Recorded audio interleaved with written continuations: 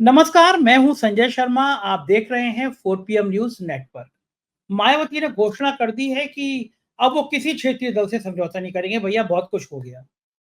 लोग हैं कि मजाक उड़ाने से बाज नहीं आते। नीचे लिख रहे हैं सोशल मीडिया पे, इसका मतलब अब बीजेपी से डायरेक्ट समझौता करेंगी, क्षेत्रीय दल से समझौता नहीं करेंगी। दरअसल मायावती किसी जमाने में इतनी मजबूत नेता थी, लोग थर-थर काँपते थे, ब्यूरोक्रेसी काँपती थी। लेकिन अब ये हाल हो गया है कि हर आदमी उनको बीजेपी की बी टीम बनाने पे तुला है। अभय दुबे जी से रोज़ बातचीत करता हूँ, मैंने उनसे पूछा कि क्या है इसकी राजनीति का के पीछे की कहानी? मैंने पूछा उनसे, अखिलेश यादव ने जिस तरह जयप्रकाश जी को मुद्दा बना दिया, जिस तरह उत्तर प्रदेश सरकार ने लापरवाही बरती, उसका भविष्य में क्या नतीजा होगा? अखिलेश यादव ने तो बाकायदा डिमांड कर दी कि नीतीश कुमार जो है वो इंडिया गठबंधन में आ जाएँ, एनडीए का साथ छोड़ दें। राजनीति बहुत तेज हुई और सबसे मज़ेदार बात ये, जब हम बात करते थे कुछ भक्तों से और पूछते थे कि तुम्हें क्या मिला? सरकार में आने के बाद तुम्हें क्या हुआ? तुम्हारा तो बड़े उससे कहते थे कि अब्दुल की चूड़ी तो टाइट हो गई, मतलब मुसलमान तो टाइट हो गए। हम उनसे पूछते थे कि अब्दुल जिसके तुम पिंचर लगाने वाली बात करते हो, वो पंचर 50 में लगाता था, वो 100 में लगाता है, उसकी चूड़ी टाइट नहीं हुई। चूड़ी टाइट तुम्हारी हो गई क्योंकि तुम्हारे बच्चों की नौकरियाँ चली गई, उन्हें नौकरियाँ मिल नहीं रही हैं। तुम्हारा सिलेंडर महँगा हो गया, महँगी तुम्हारी सब्ज़ी हो गई, तो तुम्हारा नुकसान हुआ, अब्दुल का कोई नुकसान नहीं हुआ। इसी अब्दुल मतलब इसी वोट बैंक को ध्यान में रख के महाराष्ट्र की बीजेपी समर्थक शिंदे सरकार ने मदरसों के टीचर जो है उनकी आमदनी वेतन 3 गुना बढ़ा दिया। सोचिए 3 गुना मदरसों का टीचर। संजय राउत ने पूछा कि ये वोट जिहाद नहीं है तो क्या है? अगर हम करते तो हमें वोट जिहाद कह दिया जाता। तमाम बढ़िया-बढ़िया बातचीत की है अभय दुबे जी से। आपसे रिक्वेस्ट है पूरा सुनिए की बातचीत, पूरा सुनिएगा और चैनल को सब्सक्राइब और जॉइन कीजिएगा। चलते हैं अभय दुबे जी के पास। 4 PM न्यूज़ नेटवर्क में स्वागत है अभय दुबे जी आपका। मायावती जी का बयान सामने आया है कि उन्होंने कहा कि अब हम किसी रीजनल पार्टी से कोई समझौता नहीं करेंगे। लेकिन मायावती जी का दुर्भाग्य समझिए कि लोग उन पे यकीन नहीं करते। मायावती ने ट्वीट किया, उसके नीचे लोग लिख रहे हैं कि इसका मतलब आप कह रही हैं कि अब हम भविष्य में किसी रीजनल पार्टी से समझौता नहीं करेंगे, क्या डायरेक्ट बीजेपी से करेंगी समझौता? और कुछ लोग लिख रहे हैं कि मायावती का भरोसा नहीं है, ये कहती है हम कभी समझौता नहीं करेंगे, उसके कुछ दिनों बाद ये समझौता करती हुई नज़र आती हैं। मुझे कभी-कभी हैरानी होती है अभय जी, जब मैं 2007 का वो दौर देखता हूँ कि जिस समय मायावती का मुख्यमंत्री बनने के बाद कैसी नौकरशाही थर-थर काँपती थी। मायावती देश की इकलौती नेता थी, 24 घंटे की कॉल पे वो देश में सबसे ज़्यादा भीड़ इकट्ठी कर सकती थी। उनकी एडमिनिस्ट्रेशन था, लेकिन किस तरह ये पार्टी खत्म हो गई। भारतीय जनता पार्टी की बी टीम का आरोप लगता चला गया। अब क्या ये जो घोषणा हुई है जिसको लेकर ट्रोल कर रहे हैं, आपको क्या लग रहा है मायावती इस रुख पे कायम रह पाएँगी? देखिए, मायावती की राजनीति तो भारतीय लोकतंत्र की एक बहुत बड़ी विडंबना है और उस विडंबना को हमें समझना चाहिए।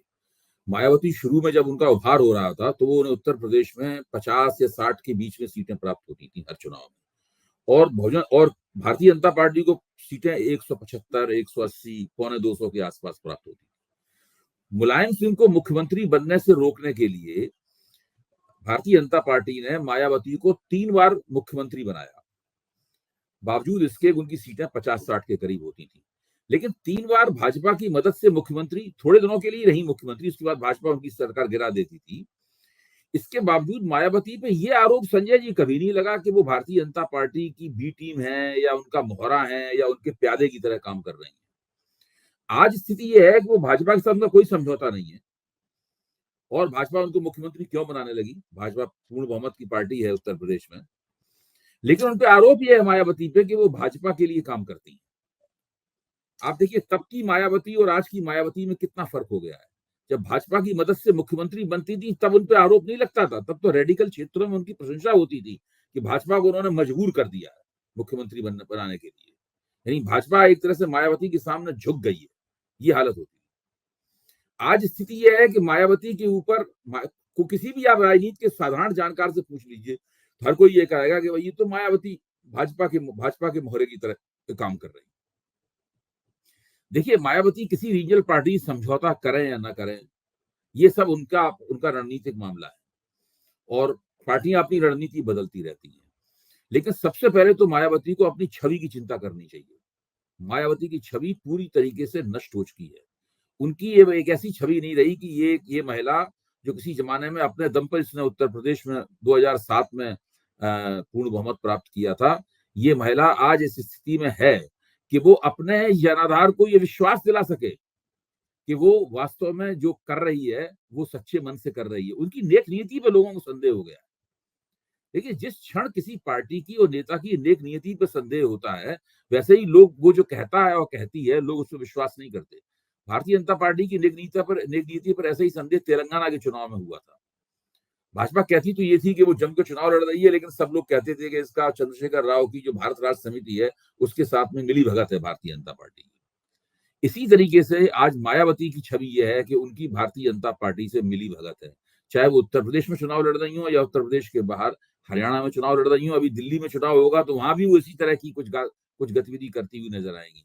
वो किसी पार्टी से समझौता करें ना करें, इससे कोई फर्क नहीं पड़ता। जैसे ही वो कहीं अपने उम्मीदवार खड़ा करेंगी, मान लो बिना समझौता किए खड़ा करती हैं, वैसे ही लोग ये अंदाज लगाएंगे कि इनके खड़े होने से भारतीय जनता पार्टी को क्या फायदा होने वाला है। तो वो भारतीय जनता पार्टी की बी टीम के तौर पर उनकी शिनाख्त हो चुकी है। अब वो एक स्वतंत्र उभरती हुई रेडिकल दलित नेता नहीं रह गई है और उनके अपने जनाधार को ही उनके ऊपर संदेह है। उत्तर प्रदेश में पिछले लोकसभा चुनाव ने मायावती को वोट, लोकसभा चुनाव में उनके अपने जनाधार ने मायावती को वोट देने की बजाय कांग्रेस को वोट दिया और कांग्रेस के जरिए समाजवादी पार्टी को वोट दिया। ये स्थिति है। तो मायावती एक ऐसी दलित नेता है जिनका ग्राफ किसी जमाने में बहुत ऊपर चढ़ा था, जैसा कि आपने बताया कि 2007 में ब्यूरोक्रेसी थर-थर कांपती थी, उनको श्रेय दिया जाता था। तो उन्होंने उत्तर प्रदेश में कानून व्यवस्था की स्थिति को अच्छी तरह उन्होंने संभाला। लेकिन आप देखिए उनकी राजनीति जो है उसने उन्हें कहां से कहां पहुंचा दिया। ये अर्श से फर्श तक की कहानी है, ये आसमान से जमीन पर आने की कहानी है। बहुत तो बड़ी बड़ी विडंबना है भारतीय राजनीति की। मैं भी ये सोचता हूँ तो मुझे इसका बहुत दुख होता है। कोई मुझे तो अभी तक याद है जनसत्ता में पहले पेज पे खबर छपी थी, शायद हेमंत शर्मा ने लिखी थी या किसी और लिखी थी। उसमें लिखा था कि वो काशीराम जिनके मारे अटल बिहारी वाजपेयी और नरसिम्हा राव जैसे नेता थर-थर काँपते हैं। वो पता नहीं क्यों एक महिला के इतने आगे नतमस्तक हो गए कि पार्टी बर्बाद हो रही है, लोग छोड़-छोड़ के जा रहे हैं। मतलब मायावती का ये रुतबा था, मायावती का ये तहलका था कि दलित समुदाय बड़ा विश्वास करता था। और लेकिन जो अभय जी, जो दलित समुदाय में शून्यता आई है मायावती के इस तरह बीजेपी की बी टीम हो या ना हो, लेकिन सामान्य लोगों में चर्चा हुई है कि वो बीजेपी की बी टीम है। वो जो बीजेपी चाहेगी वो उनसे करा लेगी, ये हाँ, सामान्य छवि चर्चा खराब हुई हो है। गई। छवि खराब। तो अब ये जो दलित समुदाय है, ये किधर जाते हुए दिखाई देगा? फिर इसका इस ये देखिए, किस राजनीति में कोई शून्य रहता नहीं है संजय जी। राजनीति में शून्य सबसे ज्यादा तेजी के साथ भरता है। कोई हुँ, गैप नहीं रहता है राजनीति में। मुझे तो लगता है कि दलित समुदाय ने पहले से ही आ, कांग्रेस की तरफ शिफ्ट होना शुरू कर दिया। हुँ, कम से कम लोकसभा चुनाव के संदर्भ में तो मैं साफ तौर पर कह सकता हूँ, लोकसभा चुनाव जब भी होगा, विधानसभा चुनाव में दलित समुदाय स्थानीय परिस्थितियों को ध्यान में रखकर वोट देता है, लेकिन लोकसभा चुनाव जब भी होगा, दलित समुदाय कांग्रेस की तरफ जाएगा। न केवल उत्तर प्रदेश में, बिहार में और दूसरी तमाम जगहों पर, और दक्षिण भारत में पहले से ही कांग्रेस की तरफ था। तो मुझे लगता है कि कांग्रेस की तरफ दलित समाज का रुझान है और मायावती इस रुझान को वापस तभी प्राप्त कर सकती हैं अपने पक्ष में, जबकि वो जो कर रही हैं उसको बाकायदा ईमानदारी से करती हुई दिखाई भी दें। मतलब ये नहीं हो सकता है कि उन्होंने उत्तर प्रदेश में लोकसभा चुनाव में अपने भतीजे आकाश आनंद को अपना उत्तराधिकारी नियुक्त किया। आकाश आनंद ने भारतीय जनता पार्टी के खिलाफ 2-3 भाषण दे दिए तो उन्होंने आकाश आनंद को अपरिपक्व कह के उस पद से ही हटा दिया। और उसके जैसे ही उन्होंने ये काम किया, वैसे ही एकदम फिर से तय हो गया कि ये तो अमित शाह के इशारे पे चल रहे हैं। पत्रकार लोग आपस में चर्चा करते थे, भारतीय जनता पार्टी के समर्थक पत्रकार आपस में चर्चा करते थे कि अमित शाह के इशारे पे चल रही है। 2022 के विधानसभा चुनाव में भाजपा के न जाने कितने पत्रकारों ने मुझसे कहा कि आप बहन जी जो कर रही हैं उसका भी फायदा हमें ही होगा। देखिए, जब आपके बारे में इस तरह की चर्चा होने लगे, उसके बाद में कुछ ज्यादा रह नहीं जाता है। फिर वो चर्चा धीरे धीरे आपके कार्यकर्ताओं में पहुंचती है, आपके जनाधार में पहुंचती है। फिर आपके कार्यकर्ता, आपके जनाधार वाले जो एक जमाने में आपको भक्तिभाव से देखते थे, वो आपके ऊपर विश्वास करना से इनकार कर देते हैं। अच्छा, ये जो दलित वोट जो कांग्रेस को नहीं जाएगा, मान लीजिए मायावती ने छिटका जो दलित वोट कांग्रेस को नहीं गया, वो ज़्यादा संभावना क्या है, भाजपा को जाएगा या सपा को जाएगा? देखिए, ये सब कुछ इस बात पर निर्भर करता है कि चुनाव में रणनीति क्या बनती है, किस तरीके से बनती है रणनीति, सब कुछ इस बात पर निर्भर करता है।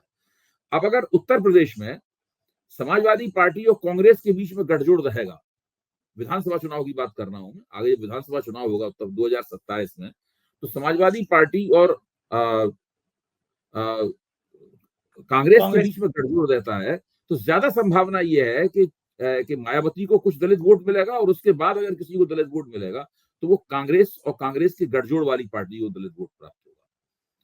इसमें यह भी करना पड़ेगा कि आप किस तरह टिकट देते हैं, किस तरह के लोगों को आप टिकट देते हैं, वो बहुत सी बातें हैं इसके अंदर काम करती हैं इसके अंदर। तो उस वक्त क्या परिस्थिति होगी उसका हम लोगों को उस पर नजदीकी निगाह रखनी होगी, उसका आकलन करना होगा, तब बात समझ में आएगी कि मामला किधर जा रहा है। ये बात तो ठीक है। खैर पहले क्या होता था, दलित वोटों की एकमात्र उम्मीदवार मायावती ही होती थी, वो निस्संदेह बात होती थी, उसमें किसी को कोई शक नहीं होता था, भाई दलित वोट है मायावती को मिलेंगे। मायावती उसी हिसाब से अपने टिकट भी बांटती थी, जब किसी गैर दलित उम्मीदवार को टिकट मायावती देती थी तो पहले से तय होता था कि उस इलाके में इतने दलित वोट हैं, इतने जाटा वोट हैं, वो वोट तो मिलेंगे ही, उसी हिसाब से टिकट का मूल्य भी तय होता था। मायावती की टिकट के मूल्य के लिए जानी जाती है ना। तो ये सब बातें जो होती थी, अब वो सब बातें अब नहीं रह गई, पुराना रुतबा खत्म हो गया है। मायावती ने धीरे धीरे करके अपनी राजनीति का बहुत नुकसान किया है। बिल्कुल ठीक बात कह रहे हैं। उत्तर प्रदेश की राजनीति में पिछले 24-48 घंटे से अखिलेश यादव छाए हुए हैं। एक बहुत बड़ा सेंटर बनाया था उन्होंने, जयप्रकाश नारायण सेंटर। 800,000 करोड़ की बिल्डिंग थी और जब सरकार बदली तो जांच के आदेश हो गए। बिल्डिंग बनाने वाली शालीमार के जो मालिक थे संजय सेठ, एक बदनाम बिल्डर रहे हैं वो उत्तर प्रदेश में। तमाम सरकारी जमीनों पे उनके कब्जे के आरोप लगे हैं संजय सेठ पर। वो बदल के बीजेपी में चले गए, एमपी बन गए, बिल्डिंग की जांच रुक गई। 7-8 सालों से 700-800 करोड़ की वो बिल्डिंग खंडहर हो रही है। मैंने जनहित याचिका भी दायर करी कि हमारे टैक्स पेयर का पैसा है। सरकार को नोटिस भी जारी कर दिया चीफ जस्टिस ने। अखिलेश यादव ने कहा भी आज कि एक सीनियर जर्नलिस्ट ने इस पे पीआईएल भी करी, लेकिन सरकार इसको चुपचाप बेचना चाहती है। और फिर अखिलेश ने यह आरोप लगाया कि वहां पे जेपी की प्रतिमा लगी हुई है, हमें वो माल्यार्पण करने से रोका जाए। पिछली बार भी रोका था तो अखिलेश यादव गेट कूद के अंदर चले गए थे, हंगामा मच गया था। इस बार आधी रात को 10 बजे गेट के ऊपर तीर लगाने की कोशिश की गई। अखिलेश यादव वहां पहुंच गए, टीम के ऊपर लिखवा दिए समाजवादी पार्टी जिंदाबाद। और वो नीतीश कुमार से कह रहे हैं कि अब आपको जेपी पे इतना अपमान कर रहे हैं लोग, जेपी की प्रतिमा ऐसे जानवरों के बीच में छोड़ दी गई है, तो आपको समर्थन वापस ले लेना चाहिए भाजपा से। तो ये सरकार इतनी बड़ी गलती क्यों कर गई? जाते माल्यार्पण करते, छोटी सी खबर चलती, गोदी मीडिया वैसे भी ना दिखाता अखिलेश यादव की खबर को, लेकिन रोक कर इतना बड़ा तूल दे दिया उन्होंने। सरकार ऐसी गलतियां करती क्यों है? और जेपी वाली लड़ाई ये कहां तक जाएगी? आपने तो जयप्रकाश को बहुत पढ़ा है, जेपी मूवमेंट के तमाम नेताओं को आप जानते हैं और जेपी से जुड़े रहे हैं। अब ऐसी चीजें जब बढ़ेंगे विवाद की, बीजेपी जेपी की प्रतिमा तक पे माल्यार्पण नहीं करने दे रही है, तो उसका मतलब क्या निकलेगा? देखिए अखिलेश यादव इसकी राजनीति जो है वो तो साफ समझ में आती है। आजकल सरकारों में उदारता बिल्कुल समाप्त हो गई है और इसकी वजह से वो इस तरह की गलतियां कर देती हैं जिससे उन्हें दूरगामी दृष्टि से नहीं, अल्पकालिक दृष्टि से भी नुकसान होता है। अब इसी प्रकरण को आप लीजिए, अगर वो अखिलेश को वहां पर माल्यार्पण करने देती, जेपी को वहां श्रद्धांजलि करने देती, तो वास्तव में बहुत छोटी मोटी खबर बनती। आज स्थिति ये है कि आप टीवी खोलिए तो अखिलेश उसमें जेपी की मूर्ति पे माल्यार्पण करते हुए नजर आते हैं, जो मूर्ति उन्होंने स्थापित की है अपनी कार के ऊपर, और फिर पूरा विवाद जो है ना वो सामने आता है। तो वैसे मैं जानता ही नहीं था कि इस प्रकार का कोई जयप्रकाश नारायण का कोई सेंटर बना था। मेरे दिमाग में ये बात ताजी नहीं थी, खबर ताजा नहीं थी मेरे दिमाग में, लेकिन अब ये सब बातें सब लोगों को पता चल रही हैं। तो मुझे लगता है कि योगी आदित्यनाथ सरकार ने ये गलती कर दी है और इस बहाने अखिलेश ने जो निशाना साधा है, आप देखिए कितना दिलचस्प और कितना मानीखेज निशाना है, उसका निशाने को देखिए। वो कह रहे हैं नीतीश कुमार से कि आप आ जाइए वापस इंडिया गठबंधन में, और इंडिया गठबंधन के नेतृत्व से भी एक तरह से कह रहे हैं कि आप इनको नीतीश कुमार को लीजिए। तो ये एक मैं समझता हूँ जो जिस तरह से अखिलेश जी में लगातार एक राजनीतिक परिपक्वता आई है और वो सही जगह पर निशाना लगाने लगे हैं। उनकी जब मैं आपके कार्यक्रम में गया था और मैंने उनको बोलते हुए सुना था, तो मुझे लगा था कि इनके पास एक खास तरह की भाषा शैली भी विकसित हो गई है, जिनको वो बड़ी सावधानी के साथ में और बड़े इत्मीनान के साथ में बिना उत्तेजित हुए मुस्कुराते हुए अपनी बात कहते रहते हैं, और बात पते की होती है और तीर निशाने पर लगता है। ये अखिलेश जी की एक विशेषता मैंने उस कार्यक्रम में देखी थी। फिर बाद में मैंने इस दृष्टि से उनके और बयानों पर भी ध्यान दिया, तो वो मुझे बार बार इस प्रकार की भाषा शैली का इस्तेमाल कुशलता पूर्वक करते हुए नजर आए। मुझे लगता ये है कि भारतीय जनता पार्टी को मेरे ख्याल से अभी तक अफसोस होना शुरू हो गया होगा कि उसने इस घटना को इतने खराब तरीके से क्यों डील किया और अखिलेश को पूरी खबर जो है ले उड़ने की इजाजत क्यों दी। बिहार में भी इसका इम्पैक्ट होगा क्योंकि जेपी का बड़ा नाम जुड़ा रहा है बिहार से, और जिस तरह का अरे ये भाई, विवाद। खुद खुद भारतीय जनता पार्टी जयप्रकाश नारायण के नेतृत्व में उसके सब नेता काम कर चुके हैं। जब अटल बिहारी वाजपेयी ने भारतीय जनता पार्टी 80 के दशक की बिल्कुल शुरुआत में बनाई थी, उन्होंने और अडवाणी ने मिलकर, तो उस वक्त उसके घोषणा पत्र में जयप्रकाश नारायण की विचारधारा का जिक्र था, गांधीवादी समाजवादी का गांधीवादी समाजवाद का जिक्र था, लोकनायक जयप्रकाश नारायण का जिक्र था। ये तो खबर कहीं आई नहीं कि भारतीय जनता पार्टी ने जेपी को श्रद्धांजलि दी हो। ये खबर जरूर आई कि भारतीय जनता पार्टी ने अखिलेश को जेपी को श्रद्धांजलि देने से रोका, और अखिलेश ने इस तरीके से प्रतिरोध स्वरूप एक प्रतिरोध करते हुए अपनी श्रद्धांजलि दी। एक तरह से भारतीय जनता पार्टी ये मौका चूक गई। ये अब मौका तो चूक ही है, तो आपको लगता है ये सेंटर बनवा देगी या अभी अभी और विवाद बढ़ने देगी इसको, सेंटर को? मुझे नहीं लगता कि उत्तर प्रदेश की सरकार किसी भी समस्या को हल करने की स्थिति में है। सेंटर बनवाना तो एक तो वो तो बहुत बड़ी घटना होगी ये, और इसमें बहुत समय भी उनको लगेगा। ये विवाद तो चलेगा। बिल्कुल ठीक बात है, और एक गजब की बात ये है कि जेपी के नाम पे और कोई बड़ा बड़ा पार्क वार्क भी नहीं है उत्तर प्रदेश में। एक बिल्डिंग है, उसको लेकर डर ये है कि अगर बीजेपी को डर ये अगर ये बन गया बड़ा सा, तो लोग ये कहेंगे कि अखिलेश यादव ने बनवाया इतना सुंदर बिल्डिंग। लोग अभी भी कहते हैं डीजीपी ऑफिस, स्टेडियम, ये सब अखिलेश यादव ने बनवाया, तो एक नई बिल्डिंग बन जाएगी जेपी के नाम पे। तो विवादों का समस्या ये है अभय जी, नाम बदल नहीं सकते।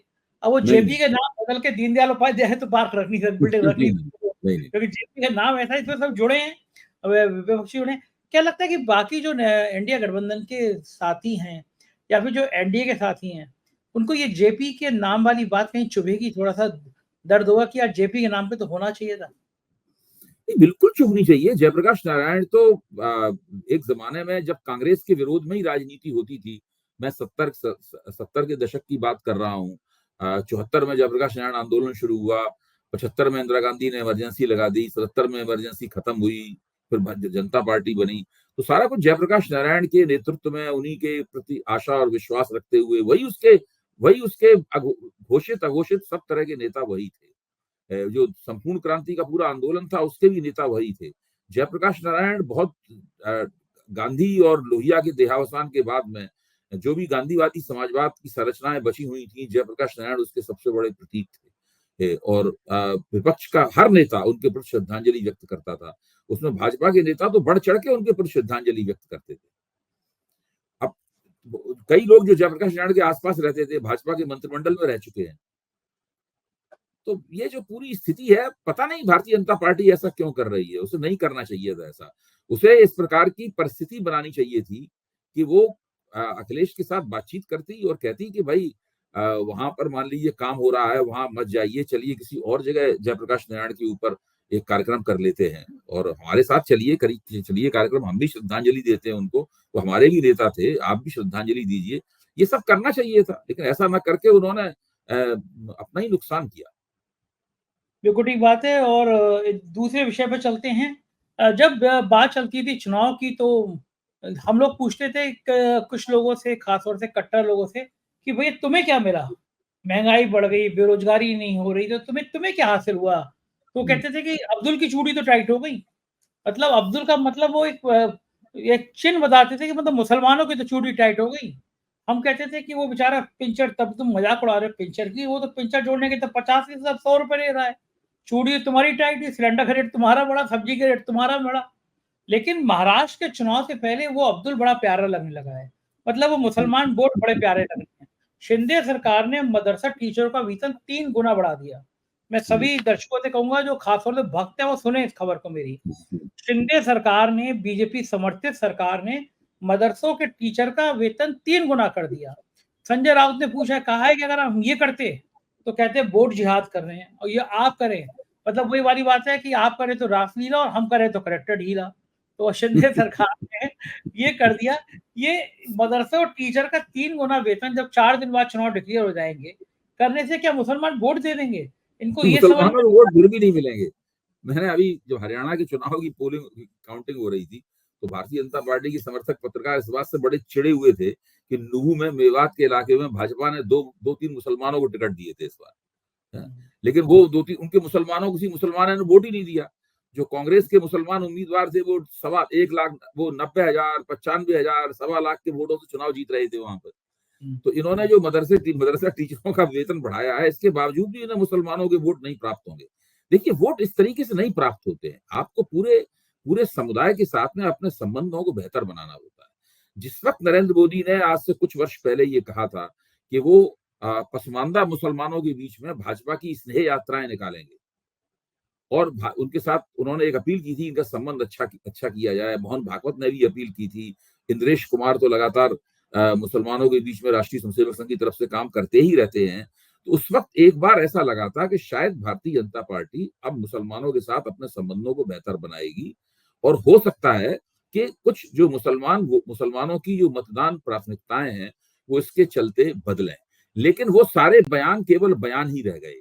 मुझे तो याद नहीं पड़ता है कि भारतीय जनता पार्टी ने एक दो अपवादों को छोड़कर कभी कोई गंभीर प्रयास किया हो मुसलमानों के साथ संबंध अच्छे करने का। उल्टे मुसलमानों के खिलाफ हर चीज में जिहाद, वोट जिहाद, ये जिहाद, वो जिहाद, नौकरी जिहाद, इसी प्रकार की लगातार बातें उनकी तरफ से की जाती रहती हैं। फिर लोकसभा चुनाव में नरेंद्र मोदी ने जिस तरह का चुनाव प्रचार किया, उससे तो स्पष्ट हो गया कि आज भी वो हिंदू बनाम मुसलमान करने पर आमादा हैं। उनके लोग जो ट्विटर पे लिखते हैं, उनके लोग जो फेसबुक पे लिखते हैं, उनके लोग जो व्हाट्सएप पे लिखते हैं, आप उनको देख लीजिए। उनके जो ब्लॉग होते हैं, आप उनको देख लीजिए। सारा का सारा मुसलमान विरोध होता है। उनके पास एक ही, हर राजनीति का एक ही तरीका है कि उसको मुसलमान विरोधी राजनीति में बदल देना और उसी तरीके से पूरे मामले को ट्विस्ट करके, ट्वीक करके उसी तरीके से पेश करना। तो मुसलमानों से जब तक वो संबंध अच्छे नहीं करेंगे, तब तक इस प्रकार की एक दो घटनाएं कर देने से, इस प्रकार के एक दो कदम उठा लेने से उनको कोई राजनीतिक लाभ नहीं होने वाला। अच्छा, ये बात क्यों नहीं समझ में आती कि चुनाव से 4 दिन पहले करोगे तो कोई फ़ायदा होने वाला नहीं है, वोट मिलने वाला नहीं है। प्रधानमंत्री ने तो क्या-क्या नहीं कह दिया, मुसलमान, मुजरा और सब कुछ कह दिया, तब भी लोकसभा चुनाव में वोट नहीं मिले। तो क्या ये कोई स्ट्रैटेजी है कि मुसलमान वोटों के, महाराष्ट्र में मुसलमान वोटों में बिखराव हो जाए, एक जगह ना जाए, रणनीति क्या होगी? भाई, मुसलमान वोटों में बिखराव कैसे होगा? मुझे तो नहीं दिखाई पड़ रहा है होते हुए। मुसलमान वोटों में बिखराव होते हुए नहीं दिखाई पड़ रहा है। मुसलमान वोटों में बिखराव तब हो सकता है जबकि भारतीय जनता पार्टी अच्छे खासे पैमाने पर मुसलमानों को टिकट दे। भाई, राजनीति में अगर आप किसी का राजनीतिक समर्थन चाहते हैं तो आप उसको राजनीतिक नुमाइंदगी देंगे नहीं देंगे? सही बात है। भाजपा बिल्कुल मुसलमानों सही। को टिकट नहीं देती। जब टिकट हुँ, देगी तब राजनीतिक नुमाइंदगी मिलेगी आपको। अब जैसे भी हरियाणा में टिकट दिए थे, अभी ये दिखाया, लेकिन कहीं भी इस तरह का कोई माहौल नहीं था। अगर भाजपा बड़े पैमाने पर काफी दिनों से टिकट दे रही होती तो फिर मुसलमान भी सोचते हैं कि भाई हमें टिकट देना एक गंभीरता का परिचायक है और गंभीरता के सबूत पहले से उनके पास होते। ऐसा थोड़ी ना होता। अगर महाराष्ट्र में भारतीय जनता पार्टी नई शुरुआत करती है, मुसलमानों को जहां पे वो चुनाव जीत सकते हैं, मुसलमानों की अच्छी संख्या है, वहां पे मुसलमानों को टिकट देती है तो कुछ बात बनती भी है। तो आगे भारतीय जनता पार्टी के पास भी तर्क होता है। देखिए, राजनीति का मतलब ये है कि आप राजनीति में हिस्सेदारी दे रहे हैं कि नहीं दे रहे। राजनीति में हिस्सेदारी तब मिलती है जब आप उनको नुमाइंदगी देते हैं। वो तो कुछ होता नहीं है उनकी तरफ से, तो मुसलमान क्यों उन्हें वोट देने लगे? इस बीच में ये क्यों सब चल भ्रमित ही रहा होंगे? है, वो भ्रमित लेकिन नहीं होंगे। सही बात है, ये सब भी चल रहा है। चंद्रबाबू नायडू ने फिर तापमान बढ़ा दिया, जाति जनगणना कह रहे हैं कि बात तो सही है, जाति जनगणना होनी चाहिए। ये बेचारे मोदी जी को चैन नहीं आता, मतलब हरियाणा जीत का जश्न अभी मना नहीं पाए होंगे, बढ़िया-सा दाल-रोटी खा नहीं पाए होंगे, मोर को दाना खिला नहीं पाए होंगे, तब तक ये बयान आ गया कि साहब जाति जनगणना वाली बात तो ठीक है। कि नीतीश आपको कुमार उनका और, मोर जरूर याद आता है। हाँ, मुझे बड़ा अच्छा लगता है वो सीन, वो उनका मोर मोर पे, हाँ। मोर मुझे जरूर कई याद लोगों ने आता कहा, मैं गया अभी पुणे में गया था, तो मुझे है। हाँ, एयरपोर्ट पे सज्जन मिले, आर्मी के अफ़सर थे, हाँ। रिटायर्ड थे वो, आए, उन्होंने कहा कि आप और अभय जी जो बगले का मोर का दाने का ज़िक्र कर रहे थे, तो मुझे बड़ा अच्छा लगा। तो मुझे बड़ी हँसी आई कि मोर, मोदी जी का मोर एक फ़ेमस हो गया है। तो ये जो है, तब तक ये मोर को दाना खिला के चैन नहीं ले पाता, तो नायडू या नीतीश में से एक जना जिन्न छोड़ देता है। क्या लग रहा है आपको, ये जाति जनगणना का ये बार-बार जिन्न निकल के आता है, ये मोदी जी को या बीजेपी को अभी कितने दिन और परेशान करेगा? देखिए, अब तो इन्हें जाति जनगणना कर जाति आधारित जनगणना करानी ही पड़ेगी। अब इन्होंने 2024 में फिर से टाल दिया उसको, 2025 में ले गए जनगणना। वही जनगणना 2021 में हो जानी चाहिए थी। आप सोचिए, अगर कोविड की वजह से नहीं कर पाए तो 2022 में करा लेते, 2022 में नहीं करा पाते 2023 में करा लेते। बिना जनगणना कराए हुए, बिना ताजे तथ्य देश की आबादी के, आमदनी के, खर्चे के, कौन क्या किसके घर में क्या है, ये सब प्राप्त किए हुए आप नीतियां बनाए जा रहे हैं। इसका मतलब ये है कि आपकी नीतियां जो हैं वो सही और ताजे तथ्यों पर आधारित नहीं है। जातिगत जनगणना तो इन्हें अब करानी ही पड़ेगी। कुछ भारतीय जनता पार्टी के अंदर भी इसकी डिमांड है। भाजपा के जो घटक दल हैं, नीतीश कुमार जातिगत जनगणना के पक्ष में, हम सब लोग जानते हैं। अब उनका दूसरा सबसे बड़ा सहयोगी चंद्रबाबू नायडू, वो भी खुलकर आ गए, वो भी जातिगत जनगणना के पक्ष में है। अब भाजपा कैसे बचेगी? भाजपा को जातिगत जनगणना करानी ही पड़ेगी, वो उससे नहीं बच सकते। और अब सबसे अच्छी बात यह है कि भाजपा खुल के उसकी घोषणा कर दे। तो हाँ, एक तरह से मजबूत। भाजपा के कंधे पे जो बंदर लदा हुआ है, लगातार उनको उसके कान में खोंखियाता रहता है बंदर जातिगत जनगणना का, वो उतर जाएगा। सही बात भाजपा है, ये बात घोषणा तो कर दे कि अगली जनगणना जाति आधारित होगी, जो कि 2025 में हम उसकी शुरुआत करेंगे और जल्दी से जल्दी अच्छी तरीके से उसको अंजाम देने की योजना है हमारे पास, उसका प्रयास किया जाएगा। जैसे ही भाजपा ये ऐलान करती है, वैसे ही इसका जो ये राजनीतिक मांग जो है ना, ये राजनीतिक मांग खत्म हो जाएगी। फिर जनगणना होगी और जनगणना के आंकड़े धीरे धीरे करके, जैसे हमेशा प्रकाश में लाए जाते हैं, उस तरीके से प्रकाश में लाए जाएंगे। फिर उन आंकड़ों के ऊपर चर्चा होगी। बिल्कुल ठीक बात लेकिन है। अभय जी, भाजपा चूंकि उस ऐलान को करती नहीं है इस तरीके से, स्पष्ट रूप से आपको मौका आधिकारिक मिलता घोषणा नहीं करती है, इसलिए उस पर राजनीति होती रहती है।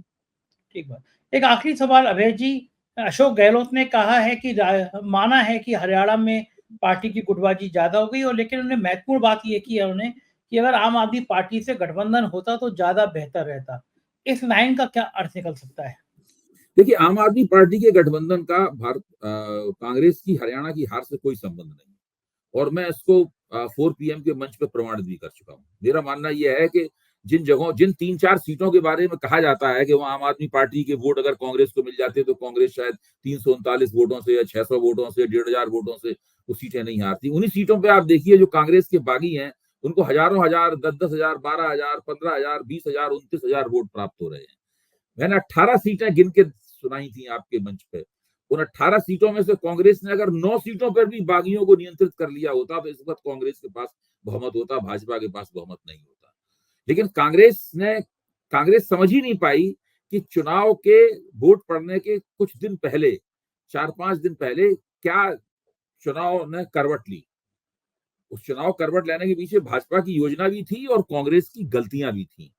तो वो करवट लेना नहीं समझ पाए। कांग्रेस से बहुत बड़ी भूल हो गई है और उसकी वजह से भारतीय जनता पार्टी को एक तरह से ऑक्सीजन प्राप्त हो गई। ये ऑक्सीजन ठीक उसी तरह की है जैसी 2015 में बिहार और दिल्ली में बुरी तरह पराजित होने के बाद में भारतीय जनता पार्टी को जरूरत थी, और वो ऑक्सीजन उसे 2017 में उत्तर प्रदेश का चुनाव जीतकर प्राप्त हुई थी। उस वक्त उत्तर प्रदेश का चुनाव भाजपा ने जीता। वो अपने आप में बहुत स्वाभाविक नहीं लग रहा था, क्योंकि अखिलेश यादव की सरकार थी, उस सरकार के खिलाफ एंटी इनकम्बेंसी थी, भाजपा को उसका लाभ प्राप्त हुआ। यहाँ तो भाजपा के खिलाफ एंटी इनकम्बेंसी थी, ठीक बात यहाँ है। कांग्रेस ने उसको जीतना क्यों दिया भाई? हाँ, ये सवाल तो कांग्रेस को अपने आप से पूछना चाहिए, कांग्रेस ने बिल्कुल। जीतने क्यों दिया उसको? ये एक बहुत बड़ा सवाल है। और इसको जानने के लिए कि कांग्रेस क्यों चुनाव हारी है, अब कोई इसमें रहस्य नहीं रह गया है। ये बिल्कुल स्पष्ट कहने के लिए, ठीक है, चुनाव आयोग निष्पक्ष आचरण नहीं करता है, चुनाव आयोग ने ऐसे बहुत से काम किए जिससे साफ लगता है कि ये इलेक्शन फ्री एंड फेयर नहीं था। उस लिहाज से मैं ईवीएम की हैकिंग की बात नहीं कर रहा हूँ, उनकी बैटरी ओवरचार्ज मिली उसकी बात नहीं कर रहा हूं। मैं तो कह रहा हूँ चुनाव आयोग की बहुत सारी अन्य कार्रवाइयों से भी इस बात को कहा जा सकता है चुनाव स्वतंत्र और निष्पक्ष नहीं था। लेकिन कांग्रेस एक जीता जाता चुनाव हारी है और इसका कांग्रेस को नुकसान हुआ है और भारतीय जनता पार्टी को एक अनपेक्षित फायदा हुआ है। इसको भाजपा को उम्मीद नहीं थी कि फायदा हुआ, वो फायदा ठीक बात। कांग्रेस ने भाजपा की झोली में डाल दिया। बिल्कुल ठीक बात है। बहुत-बहुत शुक्रिया अभय जी, आपने समय दिया, हमसे बातचीत की। आभार। तो ये थे अभय जी, आपने पूरी बातचीत सुनी। मुझको यकीन है बातचीत आपको पसंद आई होगी। चैनल को साथ दीजिएगा, प्यार दीजिएगा। शुक्रिया, थैंक यू।